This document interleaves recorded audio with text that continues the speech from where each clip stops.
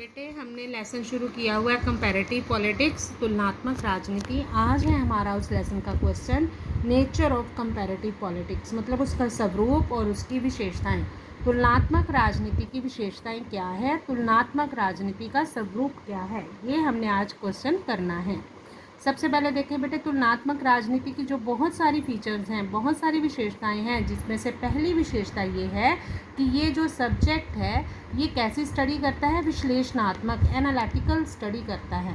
इसमें एनालिटिकल मतलब कि इसमें कोई भी बात जो है वो बिना तथ्यों के, बिना रिजल्ट के नहीं मानी जाती, बिना कंक्लूजन किए किसी भी बात पर विश्वास नहीं किया जाता।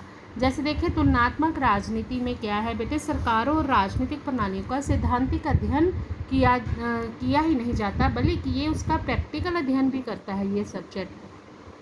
तुलनात्मक राजनीति का जो विद्यार्थी होता है, जो स्टूडेंट होता है, मैंने आपको बताया था ये एक सब्जेक्ट है।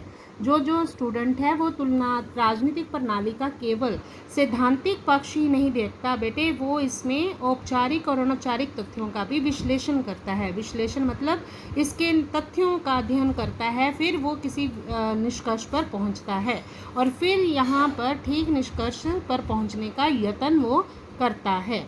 ये है पहला, इसकी फीचर क्या है कि ये विश्लेषणात्मक अध्ययन है। सेकंड है, औपचारिक ढांचों का तुलनात्मक अध्ययन किया जाता है। तुलनात्मक राजनीति सब्जेक्ट द्वारा औपचारिक ढांचों का तुलनात्मक अध्ययन किया जाता है। अब मैं यहाँ पे एक बात क्लियर करूँगी बेटा, औपचारिक ढांचे होते हैं सरकार के, जो औपचारिक अंग होते हैं, औपचारिक मतलब फॉर्मल स्ट्रक्चर्स वो होते हैं जिनको बनाने के लिए बाकायदा प्लानिंग की जाती है, और ये सरकार के 3 अंग हैं, विधान पालिका, कार्यपालिका और न्यायपालिका। इन तीनों का तुलनात्मक अध्ययन करता है कौन, तुलनात्मक राजनीति जो विषय है।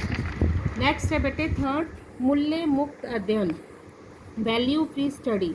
तुलनात्मक राजनीति का जो अध्ययन है मूल्य मुक्त होना चाहिए। मूल्य मुक्त मतलब किसी की भी पसंद या नापसंद से प्रभावित नहीं होना चाहिए। जैसे इसका जो स्टूडेंट है, मान लो उसे डेमोक्रेसी अच्छी लगती है, तो जब वो उसने निष्कर्ष निकालने, उसने अलग अलग देशों की लोकतंत्रीय सरकार का तुलना करने के बाद कोई निष्कर्ष निकालना है, तो वो ये नहीं कि उसे अच्छी लगती है तो वो अपनी पसंद से उसे प्रभावित करे। इसमें नैतिक मूल्यों के लिए कोई स्थान नहीं होता। उसे निष्पक्ष रहकर बिना मतलब मूल्यों से प्रभावित हुए बिना इसकी स्टडी करनी होती है और फिर किसी न किसी निर्णय पे पहुंचना होता है। नेक्स्ट है फोर्थ पॉइंट, सिद्धांत निर्माण मतलब थ्योरी बिल्डिंग।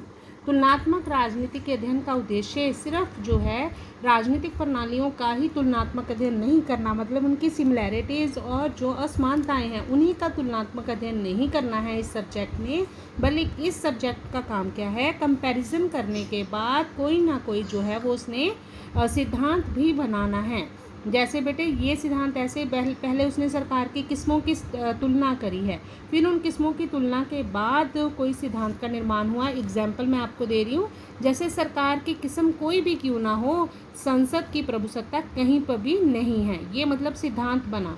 मतलब जब तुलनात्मक राजनीति का बच्चा जो है ये स्टडी करता है, उसने सरकार की सभी किस्मों की तुलना की है, ठीक है, कार्यपालिका, विधान पालिका, न्यायपालिका, उसके अंगों की, और सरकार की जो किस्में हैं, लोकतंत्र, तानाशाही, राजतंत्रीय, जो अलग अलग होती, कुलीन तंत्र, उसने उनकी सभी की स्टडी करी और उसके बाद वो इस निष्कर्ष पर पहुंचा कि कोई भी किस्म क्यों ना हो, चाहे डेमोक्रेसी हो, चाहे डिक्टेटरशिप हो, चाहे संसदीय सरकार हो, या फिर अध्यक्षात्मक सरकार हो, कोई भी किस्म हो, संसद की प्रभुसत्ता आज कहीं पे भी नहीं है। बोलबाला किनका है, मंत्रियों का, मतलब कार्यपालिका का। लास्ट पॉइंट है विकासशील समाजों का अध्ययन।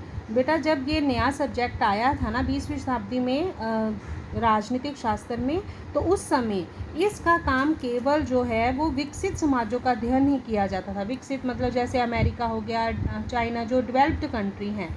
लेकिन आजकल इसमें विकासशील समाजों का अध्ययन भी शामिल किया गया, मतलब वो समाज, वो देश जो अभी विकसित, पूरी तरह से विकसित नहीं हुए हैं, जो अभी डेवलपिंग कंट्रीज़ हैं, उनकी भी अंगों का जो है इसने तुलना करनी शुरू कर दी है। मतलब विकासशील समाजों की भी कार्यपालिकाओं, विधान पालिकाओं, न्यायपालिकाओं की तुलना की जाने लगी है।